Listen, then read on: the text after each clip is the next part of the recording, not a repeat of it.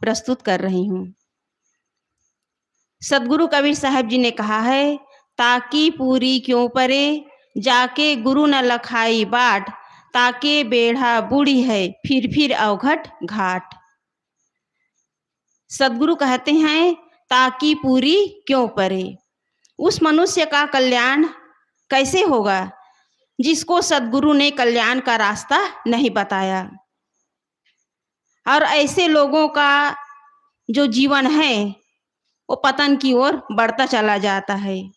उसकी नाव का कुघाट में डूबती है, अर्थात वे अपने जीवन में पूरी तरह भटक जाते हैं, उसे सही रास्ता नहीं मिलता। हमारे जीवन में सदगुरु की महती आवश्यकता है। बिना सदगुरु के किसी का उद्धार होने वाला नहीं है। भौतिक जगत में तो अनेकों गुरु हैं, लेकिन सदगुरु केवल एक होता है। लोग भौतिक जगत में आगे बढ़ने के लिए, भौतिक विकास के लिए अनेक गुरु करते हैं, और उन गुरुओं का भी सम्मान है। हमारे जीवन में प्रथम गुरु माता पिता हैं, जिन्होंने जन्म दिया, हमें चलना सिखाया, बोलना सिखाया, खिलाना सिखाया, हंसना सिखाया, और हमें पढ़ा लिखा करके योग्य बनाया। माता पिता का हमारे जीवन में अनंत उपकार हैं। लेकिन आजकल के पढ़े लिखे लोग अपने आप को शिक्षित और सुसभ्य कहलाने वाले लोग पढ़ लिख करके पद और पैसा पा करके माता पिता की इज्जत नहीं करते, उनका सम्मान नहीं करते। तो जब हमारा जो प्रारंभिक जीवन की शुरुआत है, जीवन की जो नींव है वो ही गलत है, तो आगे हम सुख की, कल्याण की आशा नहीं कर सकते। जहाँ हमें जीवन मिला है, शरीर मिला है, उसका हम अनादर करते हैं, उनके प्रति हम अपने अंदर उपेक्षित भाव रखते हैं, तो हम पढ़े लिखे होकर के भी हम अनपढ़ ही हैं। पढ़ना लिखना ये बाहरी शिक्षा है, लेकिन आंतरिक ज्ञान है लोगों के साथ हमारा व्यवहार कैसा होना चाहिए। लोग इस पर विचार नहीं करते और केवल बाहरी उपलब्धि में लगे हुए हैं। और यही कारण है कि आज के पढ़े लिखे लोग माता पिता से दूर एकांगी जीवन जी रहे हैं। जब तक हम अपनी से व्यवहारिक जीवन को सुधारेंगे नहीं, तब तक हम सुखी नहीं हो सकते। अभी सावन का महीना आरंभ हुआ, अनेक लोग, नवयुवक लोग कांवर बना करके, कहीं लकड़ी का, कहीं प्लास्टिक का, आर्टिफिशियल कांवर बना करके और प्लास्टिक के डिब्बे में जल भर करके दौड़ रहे हैं। यहाँ से वहाँ जल चढ़ाने के लिए दौड़ रहे हैं। पता नहीं कहाँ दौड़ते दौड़ते जाते हैं और कहाँ उन्हें क्या चीज की उपलब्धि होती है, इसका उसे पता नहीं है। जिस जल को लेकर आप दौड़ रहे हैं शिवलिंग में चढ़ाने के लिए, उसी जल को यदि आप माता पिता को नहला दें तो आपका बाहर भटकना बंद हो जाएगा। असली तीर्थ माता पिता की सेवा है। जिस जल को आप शिवलिंग में चढ़ाने के लिए दौड़ रहे हैं, उसी जल से यदि आप माता पिता को नहलाने का काम करते हैं तो समझ लो आपका चारों धाम का यात्रा पूरा हो गया। सारे तीर्थ और सारे हमारे जीवन के पुण्य माता पिता की सेवा में हैं। लोग समझ नहीं पाते, केवल आडंबर में भटक रहे हैं। देखा देखी में आज के पढ़े लिखे शिक्षित वर्ग भी इस कर्मकांड में उलझे हुए हैं। कहीं जल चढ़ाने से आपको कुछ मिलेगा नहीं, बल्कि आप अपने रास्ते से भटक रहे हैं। अभी आप लोग सुन ही रहे थे, राह बिचारी क्या करे, जो पंथी न चले विचार, आपन मार्ग छोड़ के फिरे उजार उजार। हम सबको ये सुंदर रास्ता मिला हुआ है, कल्याण का रास्ता, आत्मा शांति का रास्ता। इसको छोड़कर हम कहाँ भटक रहे हैं? पूजा पाठ में, नाना कर्मकांड में भटक रहे हैं। और यही लोगों को सरल लगता है। पूजा पाठ, नाना कर्मकांड, आडंबर, चमत्कार, यही लोगों को सरल लगता है। इसी मार्ग पर चलते चलते लोगों का जीवन उलझ जाता है, लेकिन उसे कुछ मिलता नहीं है। इसलिए हमें विचार करना चाहिए कि हम अपने इस मानव जीवन में किसी के साथ ऐसा व्यवहार न करें कि हम अंतिम में हमें दुख उठाना पड़े। लेकिन लोगों की समझ ही ठीक नहीं है। पढ़ लिख करके, शिक्षित होकर के भी लोग अपनी बुद्धि का सही सदुपयोग नहीं कर पाते। इसी कारण आज बड़े बड़े शहरों में जाओ तो वहाँ वृद्धाश्रम हैं। बड़े बड़े घरों के माता पिता वृद्धाश्रम में रह रहे हैं। तो आप किसकी पूजा कर रहे हैं? किसके पीछे आप दौड़ रहे हैं? जिन्होंने जन्म दिया उसको आप वृद्धाश्रम में छोड़ रहे हैं, और आप सुख और शांति की तलाश में नाना कर्मकांडों में पड़े हुए हैं, तीर्थों में भटक रहे हैं, पानी पत्थर को पूज रहे हैं। जब तक आप जन्मदाता माता पिता की सेवा नहीं करेंगे, आप सच्चे अर्थों में सुखी नहीं हो सकते। असली चीज है अपने व्यावहारिक जीवन को सही ढंग से जीने का प्रयास करना, अपने व्यावहारिक जीवन को सुंदर बनाने का प्रयास करना।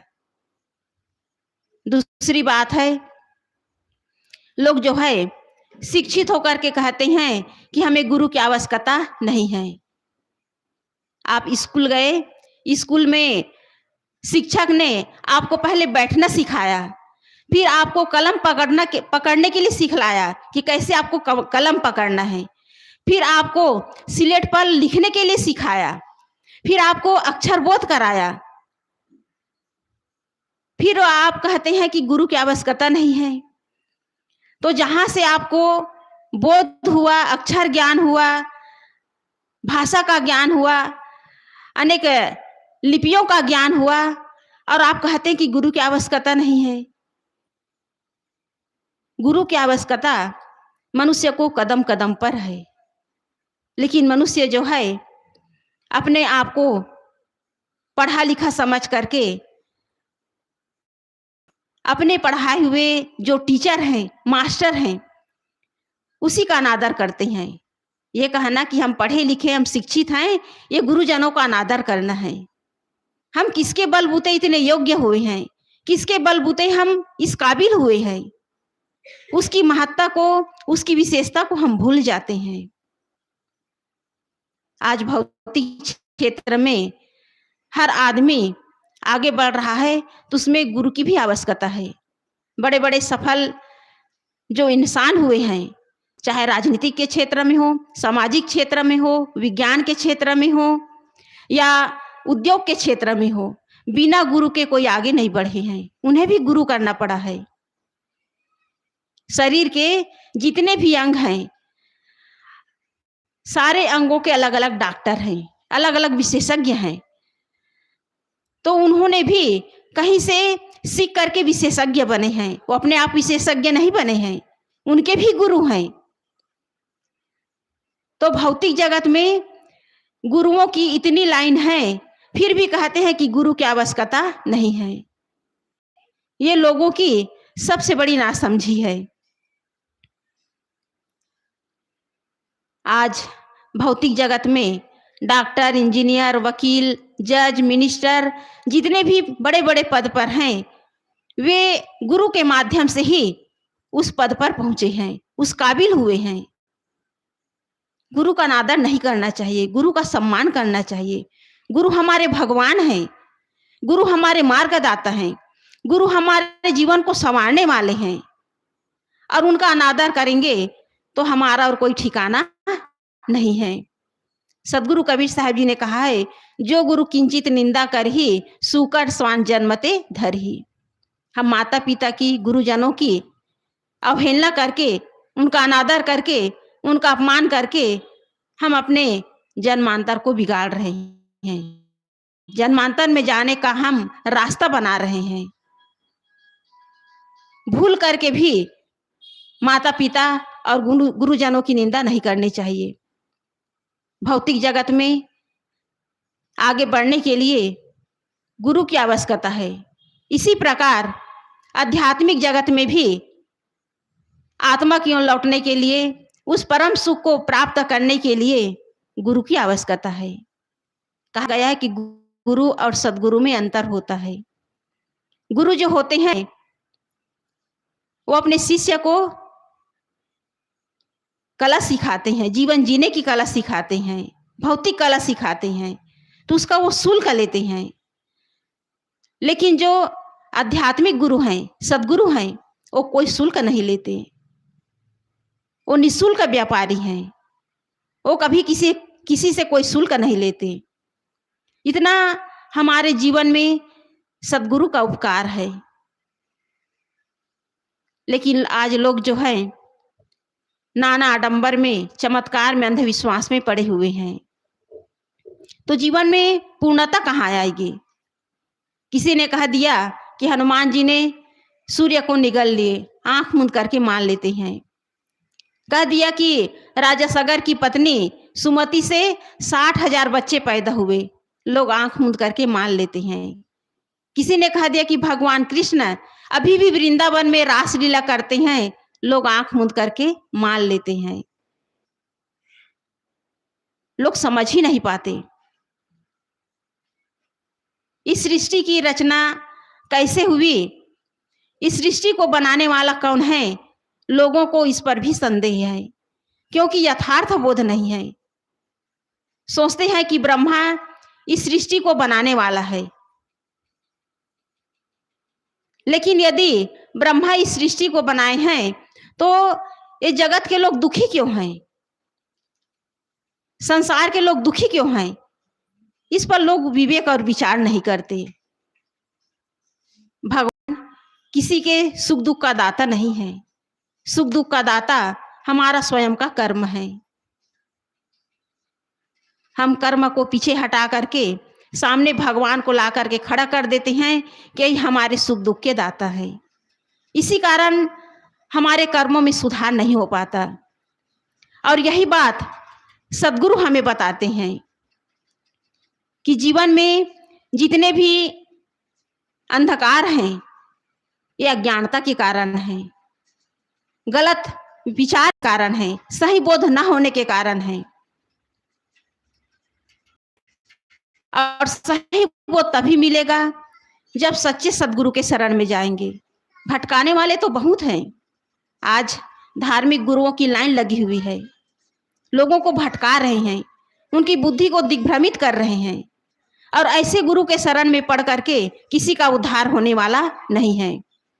बड़े बड़े ज्ञानी कहलाने वाले लोग भी अपनी विद्वता का दंभ भरते हैं, अहंकार करते हैं, हम बड़े ज्ञानी हैं, हम बड़े सिद्ध हैं, और अपने आप को सिद्ध बनाने के लिए नाना स्वांग भी रचते हैं।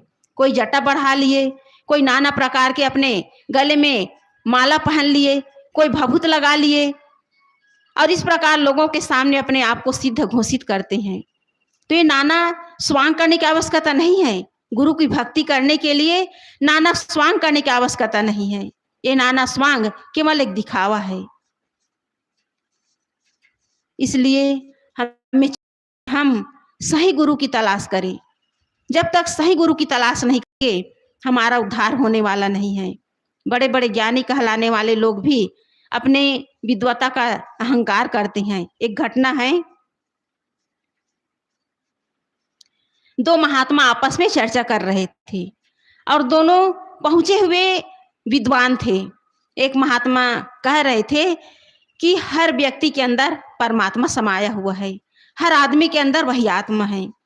किसी को दुख नहीं देना चाहिए, सबके प्रति दया, करुणा, क्षमा का भाव रखना चाहिए।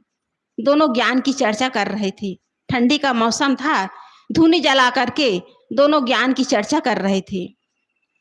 उसी समय एक गरीब व्यक्ति आया, उसका कपड़ा मैला कुचैला था और वो ठंड से ठिठुर रहा था। आग तापने के लिए जंगल में थे तो सूखी लकड़ी इकट्ठा किए। अब आग कहाँ से लाते? तो वही महात्मा जो धूनी जलाए थे, एक जलती हुई लकड़ी उठा लिए। जो महात्मा ज्ञान की चर्चा कर रहे थे, आत्मा परमात्मा की बात कर रहे थे, आग बगुला हो गया। क्रोध के मारे उस गरीब व्यक्ति के ऊपर बरस पड़ा। कहने लगा, तुमने मेरी तपस्या को भंग कर दिया, धूनी को अशुद्ध कर दिया, निर्लज कहीं का, तुम मेरे इस धूनी को हाथ लगाए। उसके ऊपर बरस पड़े। तो दूसरा महात्मा जो है मुस्कुराने लगा, कहने लगा कि अभी तो तुम आत्मा परमात्मा की बात कर रहे थे और ये तुम्हारे अंदर आग कहाँ से आ गया? तुम इतने क्रोधित कैसे हो गए? तो ऐसे ऐसे लोग भी हैं जो अपनी विद्वता का बड़ा अहंकार करते कि हम बड़े ज्ञानी हैं। ज्ञानी वही है जिसके अंदर दया है, जिसके अंदर क्षमा है, जिसके अंदर दूसरों के प्रति करुणा का भाव है। यदि ऐसा भाव एक संसारी व्यक्ति के अंदर भी आ जाए तो भी ज्ञानी है। कपड़े में कोई ज्ञानी नहीं होता, ज्ञानी अपने मन की दशा से होते हैं। जिसका मन शुद्ध है, जिसका मन निर्मल है, जिसका अंतःकरण शुद्ध है, वही ज्ञानी है। तो इस संसार में मनुष्य जो है प्रकृति के जो नियम है उसे समझ नहीं पा रहे हैं। कारण कार्य की जो व्यवस्था है, विश्व के जो शाश्वत नियम है, प्रकृति के जो गुणधर्म है, इसे समझ नहीं पा रहे हैं और झूठे चमत्कार के पीछे दौड़ रहे हैं। प्रकृति में, संसार में जितने भी घटनाएं घटती हैं वो नियमतः घटती है। उसे चलाने वाला कोई ब्रह्मा नहीं है, उसे चलाने वाला कोई देवी देवता नहीं है। जब तक इसका यथार्थ बोध नहीं होगा लोग भटकते ही रहेंगे। तो इसलिए सदगुरु कबीर साहब जी ने कहा है, ताकि पूरी क्यों परे।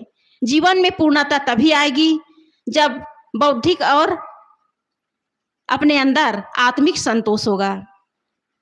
बौद्धिक संतोष तभी होगा जब सारे अंधविश्वास, चमत्कार और जितने भी काल्पनिक मान्यताएं हैं उनको मिटा करके मनुष्य जो है कारण कार्य की व्यवस्था और यथार्थ जो बोध है उसे प्राप्त करके अपनी आत्मा की ओर लौटने का काम करेंगे।